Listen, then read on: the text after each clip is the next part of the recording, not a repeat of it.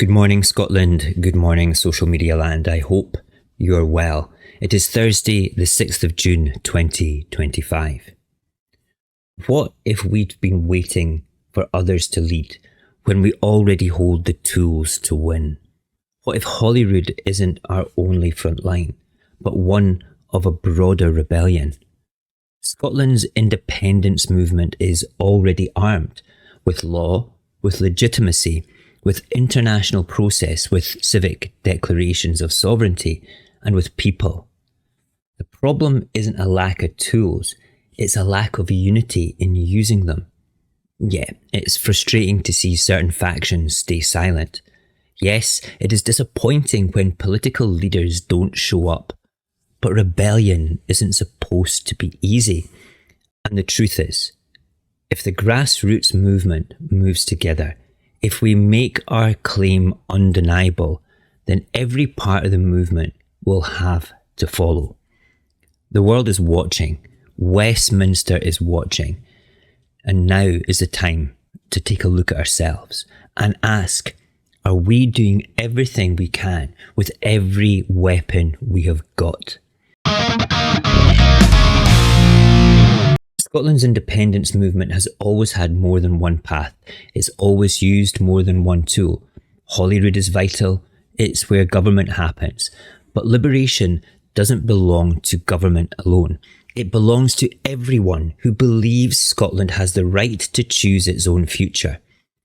Alongside our elected institutions, there are movements, initiatives and legal processes working quietly and powerfully. Some use petitions, some use international law, some gather the voices of the people not as voters, but as sovereign individuals. These aren't distractions. These are reinforcements. They are different battalions of rebels in the same war. They are part of the broader structure of a national movement that isn't just asking for independence, it's building the case for it on every front. Together, they make up a different kind of battlefield, one where the tools are law, truth, numbers, and sheer will. Liberation Scotland is taking the case to the world.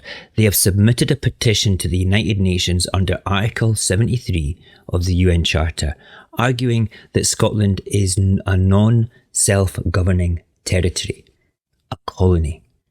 The petition is based on constitutional fact and international law. It doesn't rely on party support, political support. It doesn't need permission from Westminster to do this.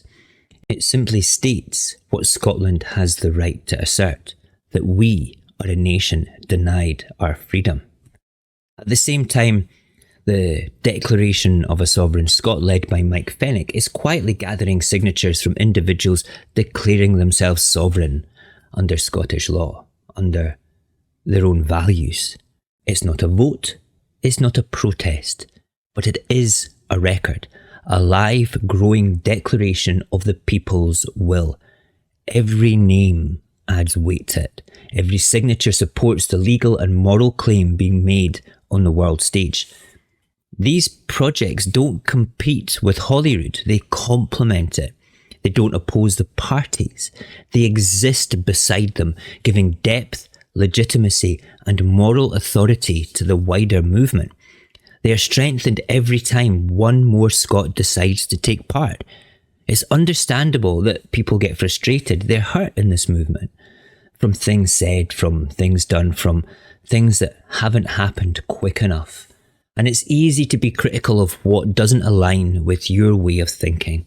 It's easy to lash out when expectations are let down. And it's easy to say, they don't support this, or they're not showing up, so they mustn't really care about independence. But here's the truth. Most of that frustration comes from wanting to be united. Even the angriest voices are angry because deep down they want us all moving together. They might not say it out loud, but I guarantee it's there. The desire for all three pillars of the movement, the political, the civic international one, and us, the grassroots one, all three pillars standing together as one. And the truth is, we will have to stand together Because sooner or later, every faction, every party, every initiative will realise that unity isn't just nice, it's necessary. The international contingent needs us, the grassroots people, to legitimise them along with Holyrood. Holyrood needs the grassroots people to vote for them. Can you not see how we're all interlinked? But we don't have to wait for that realisation from the leaders of all the factions. If we move first, the people, the rest will follow. Because power doesn't start in party rooms or diplomatic channels, it starts with us. We've seen what happens when we don't act. In 2024, just last year, many people stayed at home, disillusioned, confused, split between distrust and disappointment. Some were seduced by Labour's fake promises, and others are starting to drift now towards Reform's anger. We can't let 2024 happen again. 2026 has to be different. We have to be different. We have to be strategic and think of Scotland. And that just doesn't mean showing up to vote. It means owning the movement, supporting Liberation Scotland, signing the Sovereign Scot Register, talking to neighbours, families, communities, spreading understanding and not just slogans. This movement has been gifted every weapon it needs: political power, legal precedent and international roots. And you, the people. But if those tools sit unused, we lose by default. So we use them, all of them, even if we don't agree on every tactic, even if we don't always like who's holding the other end of the rope. Because the rope only pulls if we all pull on it together. Make no mistake, Westminster is afraid, not of just elections, but of something bigger. They're afraid of the movement getting serious, getting disciplined, getting organised. They're afraid we'll stop fighting each other and start functioning as one. They're afraid we'll stop waiting and start doing. And when we do, when the grassroots shows up, speaks up and signs up, the game changes. The world sees us not as noise, but as a nation. And the movement becomes more than a campaign, it becomes a force, a kind of force no state can ignore, not even Westminster. This is our time, not just to vote, but to act, not just to campaign, but to assert. Liberation Scotland is showing the world that we are more than just a region of the north of England. Declaration of a Sovereign Scot is showing that people are signing up to express their sovereignty. And us, the grassroots, the activists, the marchers, the quiet signers, are showing that this movement is not going away. We've waited for permission long enough. Now we do what free people do. We organise, we assert, and we win by being impossible to ignore. Because Scotland doesn't need Westminster to say yes. Scotland needs her people to say enough. And when we do, the world will listen. It already does. Let's give them something they can't look away from.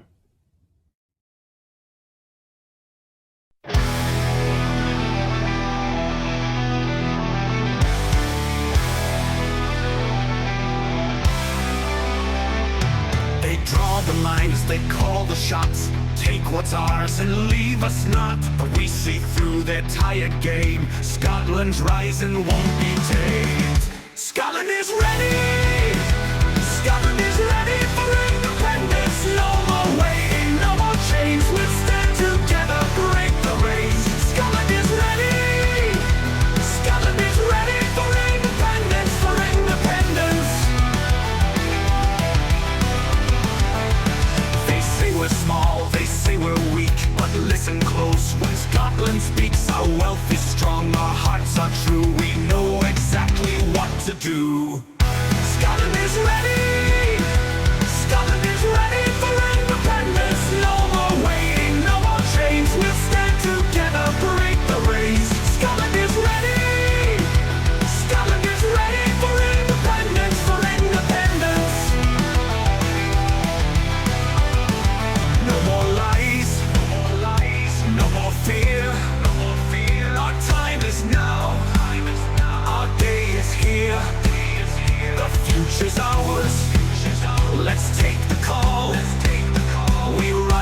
one.